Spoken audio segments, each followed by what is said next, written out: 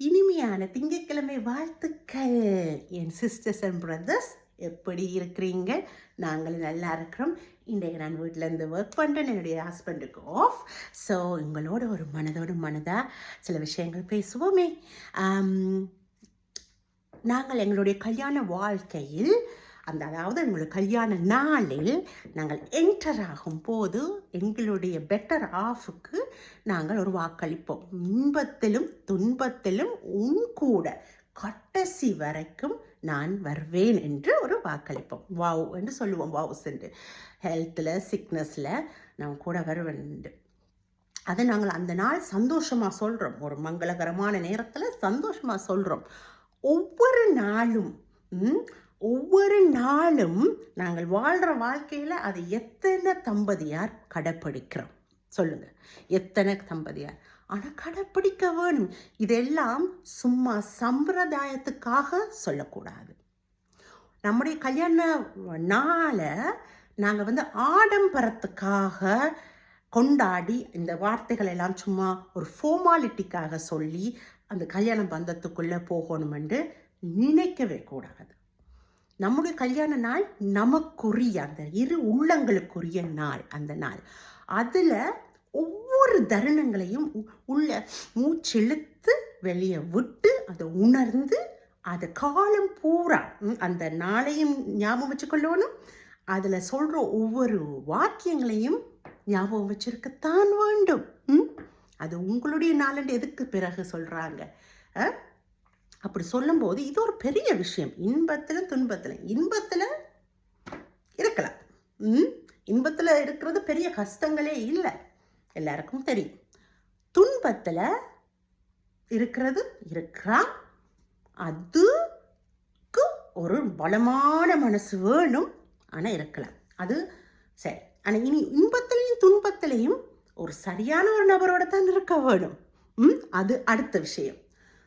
அந்த சரியான நபராக இருந்தால் இன்பம் துன்பம் இதில் இருக்கிறது ஒரு பிரயோஜனமான ஒரு சரியான விஷயம்தான். ஆனால் சரியான நபரோடு இருக்கும் போதும் இன்பத்தை விடுவோம், இன்பங்களை விடுவோம். துன்பங்களை பற்றி நாங்கள் சொல்லுவோம், கதைப்போம்.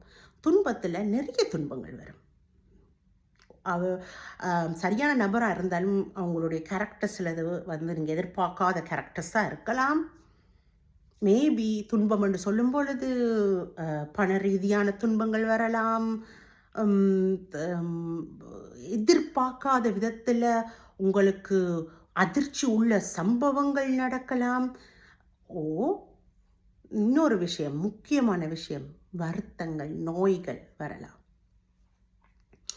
அந்த நபரோட நாங்கள் வாழக்கூடிய வாழ்க்கை, நாங்கள் எவ்வளோ சந்தோஷமாக அந்த உறவுக்குள்ளே போனோமோ அந்த வாழ்க்கையில் சில நேரத்தில் எங்களுக்கு நாங்கள் எதிர்பார்த்த அந்த இன்பங்களை தர முடியாத அளவுக்கு அந்த நோய்களும் இருக்கலாம்.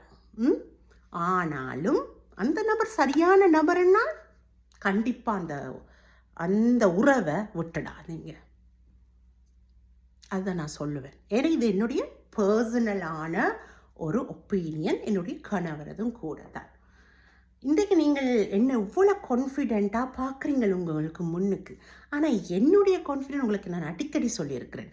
என்னுடைய கணவரிடமிருந்தும் என்னுடைய சகோதரர்கள், எனக்கு கிடைத்த சில நண்பர்கள், அண்ட் இப்பொழுது நீங்கள் என்னுடைய சகோதர சகோதரிகள், உங்கள்கிட்ட இருந்து வர என்கரேஜிங் வேர்ட்ஸ், லைக்ஸ், இது எல்லாம் தான் என்னுடைய பலம்.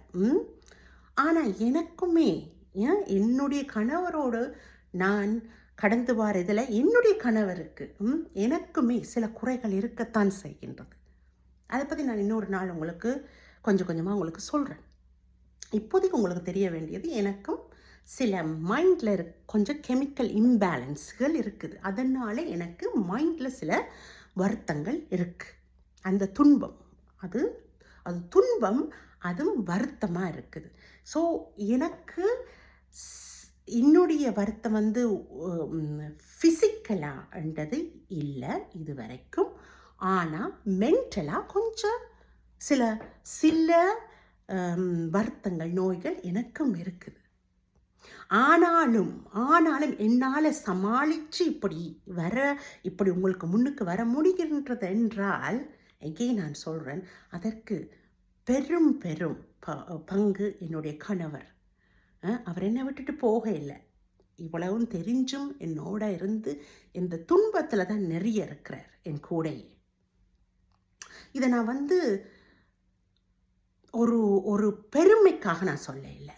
ஆனால் நான் உங்களுக்கு சொல்கிறேன், நான் என்னுடைய மென்டல், நான் பைத்தியம் இல்லை, அப்படி இல்லை. ஏன்னா எங்களுடைய சொசைட்டியில் இதுக்கு விழிப்புணர்வுகள் வேணும். நான் பைத்தியம் இல்லை, எனக்கு ஓரளவுக்கு அறிவும் இருக்குது, யதார்த்தமும் தெரியும் என்று நான் நம்புகிறேன். ஆனால் எனக்கு சில வருத்தங்கள் இருக்குது. அதாவது என்னுடைய மூளையில் வருத்தங்கள் இருக்குது. அதாவது எனக்கு கெமிக்கல் இம்பேலன்ஸ் இருக்குது. அதனால் சில விஷயங்கள் எனக்கு உணர முடியாது. திருப்பி அதை நான் ரிப்பீட் பண்ணுவேன். சில விஷயங்கள் திருப்பி ரிப்பீட் பண்ணுறதுல அதுக்கு பேர் ஒப்சசிவ் கம்பல்சரி டிஸார்டர்னு சொல்லுவாங்க. நிறைய பேருக்கு விதவிதமாக அது ஓசிடி என்று ஷோர்ட்டாக சொல்லுவோம். அது டிஃப்ரெண்ட்டான விதத்தில் வரும். எனக்கு சரியான இடத்துல சரியான விஷயங்கள் இருக்கணும். எனக்கு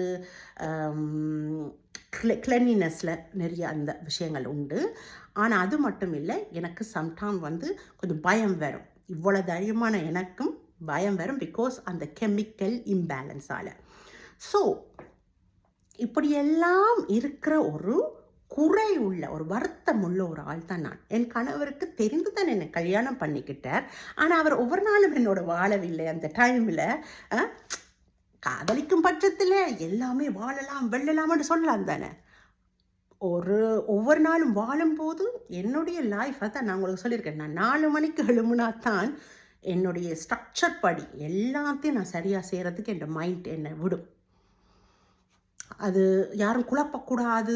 சில நேரத்தில் எனக்கு ஒரு பதட்டம் வரும், எல்லாம் வரும். இதை உங்களில் சில பேர் ரிலேட் பண்ணக்கூடும். அதனால தான் நான் உங்களுக்கு சொல்கிறேன். இதை பதட்டங்கள் வரும். சில நேரம் ஒன்றுமே இல்லாமலே நான் யோசித்து கொண்டிருப்பேன். உங்களுக்கு நான் அடிக்கடி சொல்கிறது, உங்கள் மனசை பாருங்கன்றது இதுக்காகத்தான். ஏனென்றா எனக்கு தெரியும், நான் உணர்வேன் ஒவ்வொரு முறையும் இந்த மனசை எவ்வளோ பக்குவமாக பார்க்கணுமெண்டு. அதனால தான் சொல்கிறேன், உடம்பை மாதிரி மனசுக்கும் வருத்தம் வரும். ஆனால் எங்களுடைய சொசைட்டியில் அதை பெருசாக கதைக்கிறதில்ல, அதை அப்படியே இக்னோர் பண்ணுறது. அதனால தான் உங்கள்கிட்ட சொல்கிறேன். ஸோ எனக்கும் அந்த வருத்தங்கள் வரும். அதை சில நாள் மேனேஜ் பண்ணக்கூடும், சில நாள் மேனேஜ் பண்ண முடியாது. ஆனால் அதை எப்படி நான் மேனேஜ் பண்ணணுண்டா, என்னுடைய அன்பான கணவர் அவர் நிறைய விஷயங்கள் அதுக்காக விட்டு கொடுப்பார். பொறுமைண்டா நிறைய வேணும். அதுக்கு நானே சொல்கிறேன், உங்ககிட்ட நிறைய பொறுமை வேணும். நான் ஒரு நல்ல மனைவி தான், அது எனக்கு தெரியும். ஆனால் என்னுடைய வருத்தத்துக்கு என்னால் ஒன்றுமே செய்ய முடியாது. இது என்னுடைய கண்டிஷன். நான் மருந்தும் எடுக்கிறதில்லை. ஏனென்றால் என்னுடைய முதுகெலும்பு எல்லாமே என்னுடைய சகோதரர்களும் என்னுடைய கணவர் என் சகோதரர்களும் தான். ஸோ அதை தான் நான் மருந்து எடுத்து அண்ட் உங்களையும் இந்த வீடியோஸ் மூலமாக உங்ககிட்ட கதைக்கிறது எல்லாமே எனக்குமே ஒரு தெரப்பி தான். நம்ம ஒரு டிஃப்ரெண்ட் செய்கிறோம் என்ற ஒரு மன மகிழ்ச்சி தான். இது எல்லாம் தான் என்னுடைய மருந்துகள். ஸோ நான் ஏன் சொல்ல வரேன்டா, ஒவ்வொரு நாளுமே நிறைய இந்த வருத்தங்கள்ன்ற அளவுகோல் வேறுபட்டாலும் வருத்தம் என்றது இருக்கத்தான் செய்கின்றது. அந்த வருத்தத்திலையும் அந்த துன்பத்திலையுமே கணவர் கல்யாண வாழ்க்கைக்குள்ளே வந்ததுக்கு பிறகு கொஞ்சம் கொஞ்சமாக அவருக்கு விளங்கிச்சு, இவ்வளோ விடூரியமான வருத்தமாக தான் இருக்குது இது என்று விளங்கிச்சு. மோஸ்ட்லி நான் நினைக்கிறேன் ஓடி இருப்பாங்க யார் என்றாலும் நினைக்கிறேன். ஏனென்றால் மைண்டில் வர அந்த கெமிக்கல் இம்பேலன்ஸால் என்னால் பேலன்ஸ் பண்ண முடியாமல் நான் திருப்பி ஒரே விஷயத்தை திருப்பி செய்கிற டைம்ஸும் இருக்குது. நல்ல வேளை அந்த வருத்தம் எனக்கு சந்தேக புத்தியை தரையில்லை. ஆனால் இந்த வருத்தம் சில பேருக்கு சந்தேக புத்தியை கூட தரலாம். அதையே நீங்கள் அப்படி யாராவது பார்த்தீங்கன்னா அதை கொஞ்சம் கன்சிடர் பண்ணுங்க. எனக்கு சந்தேக புத்தியை உறவுகள் மேலே தரவில்லை, அது தரவில்லை. ஆனால் எனக்கு க்ளீனிங் பண்ணுற ஒரு விஷயங்களில் அது கொஞ்சம் கூட இருக்குது. அடுத்தது கொஞ்சம் யோசிப்பேன் நிறைய. ஏதாவது ஒரு 2-3 பிரச்சனை வந்தாலும் நிறைய யோசிச்சு கொண்டே இருப்பேன். அந்த நேரம் எல்லாம் என்னுடைய கணவர் தான். ஒவ்வொரு நாள் அந்த நான் சொல்லுவேன், காலமே எழும்புனா நாங்கள் 2 பேருமே ப்ரே பண்ணுவோம். அதுக்கு பிறகு ஒரு கொஞ்சம் மோட்டிவேட் பண்ணுவோம் 2 பேரையும். அதுக்கு பிறகு த்ரூ அவுட்டாக என்னுடைய கணவர் ஒரு நாளைக்கு ஒரு 10-15 முறையாவது எனக்கு கால் பண்ணி நான் எப்படி இருக்கிறேன்னு கேட்காம விட மாட்டார். ஒரு டெக்ஸ்ட் அனுப்பிச்சு அனுப்புவார், இல்லை கால் பண்ணுவார். அது 2ல் உண்டு. நாங்கள் வேலையில் இருந்தோம்னா அவருடைய விஷயங்கள் வீட்டில் இருந்தோம்னா அவருடைய விஷயங்களை செய்து கொண்டு நடுநவில் வந்து பார்ப்பார். சில நேரம் நான் தடுமாறி கொண்டு இருக்கும்போது அவர் கட்டி சும்மா அணைச்சி ஒரு கதையும் கதைக்காமல் அப்படியே கட்டி அணைச்சி தடவுவார். இதுதான் வருத்தம். ஆனால் ஒரு நாளும் இது வரைக்கும் உனக்கு இந்த வருத்தம் இருக்குது என்று எனக்கு சொல்லி என்னை கேவலமாக கதைச்சதில்லை. ஒரு நாளும் கதைச்சதில்லை. நிறைய முறை வருத்தங்கள் கொஞ்சம் வீடூரியமாக சில நேரத்தில் ஒரு ஒரு ஒரு கொஞ்சம் நமக்கு கண்ட்ரோல் இல்லாமல் போகிற டைமில் கூட அவர் பொறுமையாக நித்திரை கொள்ள கூட சில நேரம் முடியாது. அவரும் இருந்து முழிச்சு தூங்கி வழிவை அடுத்த நாள் வேலையாக இருக்கலாம். இது என்னத்துக்கு நான் உங்களுக்கு சொல்கிறேன்டா, எங்களோட வீடியோஸில் எல்லாமே நிஜம்தான், இதுவும் நிஜம்தான். ஒவ்வொன்றா உங்களுக்கு நாங்கள் உங்களோட பகிர்ந்து கொள்கிறோம். உங்களில் யாராவது எப்படியான பிரச்சனைக்குள்ளே இருந்தீங்கன்னா, வருத்தத்தில் இருந்தீங்கள் என்றால், வருத்தத்தோடு வாழ்கிறீங்களேண்டா, உங்களுடைய பெட்டர் ஹாஃப் வாழ்கிறாங்களேண்டா, விட்டுட்டு போகாதீங்க. ஏன்னா முடிந்த வரைக்கும் அதுக்கு ஏற்ற நல்ல மனசோடு உங்களை உண்மையாக விரும்புகிறாங்கன்னா உங்களை விட்டுட்டு போகாதீங்க. பாவம் தானே, இன்பத்திலும் துன்பத்திலையும் சிக்னஸ் அண்ட் ஹெல்த் அதில் தானே வாக்கு கொடுத்துனீங்க. அப்போ விட்டுட்டு போகாதீங்க. விட்டுட்டு போட்டால் என்ன மாதிரி இப்போ நான் இப்படி இருக்கிறேன்னு பாருங்கள், அப்படி நிறைய பேர் எவ்வளோ வருத்தம் இருந்தாலும் எப்படியாவது முயற்சி செய்து அதிலிருந்து அதை போராடி அதை மேனேஜ் பண்ண முடியும்.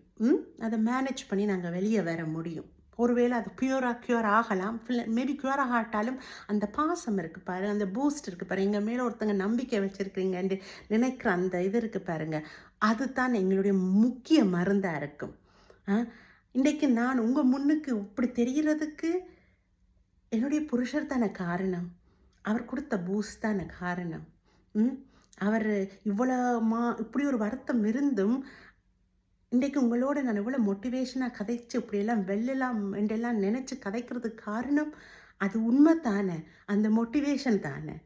அதனால் கல்யாண வாழ்க்கையில் உங்களை பெட்டர் ஆஃபுக்கு ஏதாவது வருத்தங்கள் இருந்தால் தயவுசெய்து விட்டுட்டு போயிடாதீங்க. அவங்கள அதுக்குரிய நல்லவங்களை அவங்களால அந்த வருத்தம் அவங்களுக்கு அதில் எந்த தவறும் கட்டுப்பாடும் இல்லாத பட்சத்தில் அவங்கள விட்டுட்டு போகாமல் அவங்களோட இருந்து அதை பயணிங்க ப்ளீஸ்.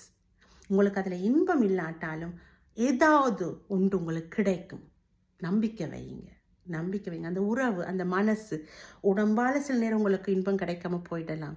அட்லீஸ்ட் இந்த மனசு உங்களை தேங்க் பண்ணுமே, உங்களுக்காக இருக்குமே, உங்களுக்காக யோசிக்குமே. கல்யாண வாழ்க்கை அதை தானே. உடம்பு எல்லாமே இத்து போனாலும் அந்த கல்யாண பந்தம் வந்தது அது தானே. நான் அடிக்கடி என்ற கணவரை கேட்பேன், ஏன் உங்களுக்கு என்ன விட்டுட்டு போக விருப்பம் இல்லை, இவ்வளோ கஷ்டப்படுறீங்களேன்னு. அந்த சில நேரங்களில் அந்த வீரியம் கூடும்போது, அந்த வருத்தத்தின் வீரியம் கூடும்.